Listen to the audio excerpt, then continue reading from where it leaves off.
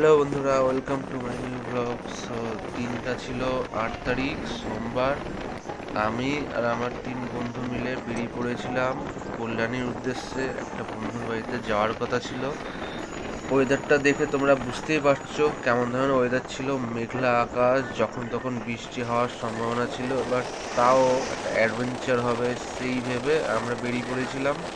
আর আমরা পৌঁছেও গেছিলাম কল্যাণীতে। বাট কল্যাণী ঢোকার পরই আমরা এক্সপ্রেসওয়েতে আটকা পড়ে গেলাম। লেভেলের ঝড় বৃষ্টি শুরু হয়ে গেল, যেমনটা তোমরা দেখতেই পাচ্ছ। ভাগ্যক্রমে আমরা একটা জায়গা পেয়ে গেছিলাম। একটা দোকান ছিল, যে দোকানটা সেদিনের জন্য হয়তো বন্ধ ছিল। এখানে দাঁড়িয়ে যত ভিডিও এগুলো সব আমরা রেকর্ড করলাম, যেগুলো তোমরা দেখতেই পাচ্ছ। লেভেলের বৃষ্টি হচ্ছে, আর এরকম ধরনের থান্ডারস্টর্ম বিগত 5-10 বছর ধরে আমি দেখিনি বললেই চলে। নেক্সট লেভেলের ঝড় বৃষ্টি হচ্ছিল ওইখানে, রীতিমতো আমরা ভয়ে আতঙ্কে ছিলাম। আমাদের বন্ধু ঋষভ এই নেক্সট ক্লিপটা ও রেকর্ড করছিল। নেক্সট লেভেলে ঝড় বৃষ্টি হচ্ছিল। আমি জাস্ট বললাম যে সামনে থেকে জাস্ট একটু ভিউটা তোল, আর কেমন বিদ্যুৎ চমকাচ্ছে সেগুলো জাস্ট ক্যামেরাবন্দি কর। ও জাস্ট সামনে গিয়ে ভিডিওটা করছিল, আর দেখো কি লেভেলের থান্ডারস্টর্ম হচ্ছে। একটা মোমেন্টে এমন আসবে যে এত জোরে বিদ্যুৎটা চমকাবে ও ক্যামেরাটা নিচে করে নেবে। জাস্ট তুমি দেখো, নেক্সট লেভেলের বিদ্যুৎ চমকানো হচ্ছিল এখানে। এরকম বিদ্যুৎ চমকানো খুব ভয়ঙ্কর, অনেক ক্ষতি হবে, হয়তো অনেক ক্ষতি। এই দেখো, এত জোরে বিদ্যুৎ চমকালো যে ক্যামেরা নিচে নামিয়ে রাখলাম। ওই দোকানের শেডের নিচে পাক্কা 1 থেকে 1.5 ঘন্টা দাঁড়িয়ে থাকার পর শেষমেশ ঝড় বৃষ্টি থামার পর রওনা দিলাম আমরা বাড়ির উদ্দেশ্যে।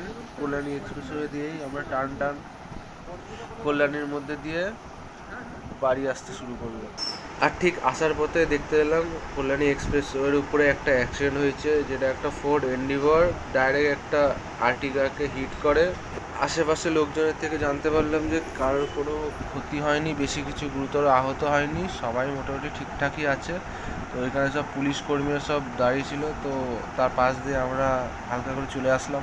দেন কেয়ারফুলি বাইক চালিয়ে ধীরে ধীরে করে বাড়ির পথে শুরু করলাম আমরা আমাদের যাত্রা। ধীরে ধীরে করে বাড়ির পথে বেরিয়ে পড়লাম আমরা।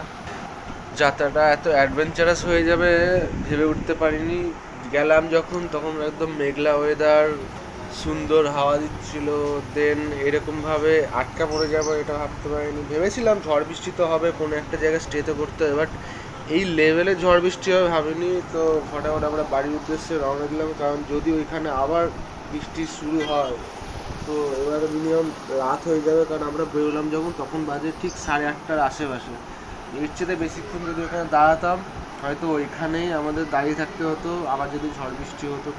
তো আমরা তাড়াতাড়ি করে বেরিয়ে পড়লাম বাড়ির উদ্দেশ্যে। আর যখন আমরা এই সাইডে আসতে শুরু করলাম চাকদার দিকে, চাকদা থেকে তো কোনো বৃষ্টি হয়নি, রাস্তাঘাট পুরো একদম শুকনো ছিল।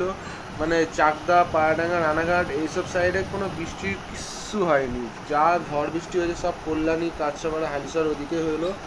তো মোটামুটি একটা ভালো রকমের এক্সপিরিয়েন্স গেল, ভালো রকমের একটা ঘোরাটোরা হলো বন্ধুবান্ধবের সাথে। তো টান আমরা বাড়িতে চলে আসলাম। ভাল লাগলো কালকের দিনটা বেরিয়ে ঘুরে হাসি আড্ডা করে, ওখানে অনেক গল্প করলাম আমরা। সো ভাল লাগলো ব্লগটা করে। তো তোমরা জানাও কেমন লাগলো তোমাদেরও আমাদের এক্সপিরিয়েন্সটা।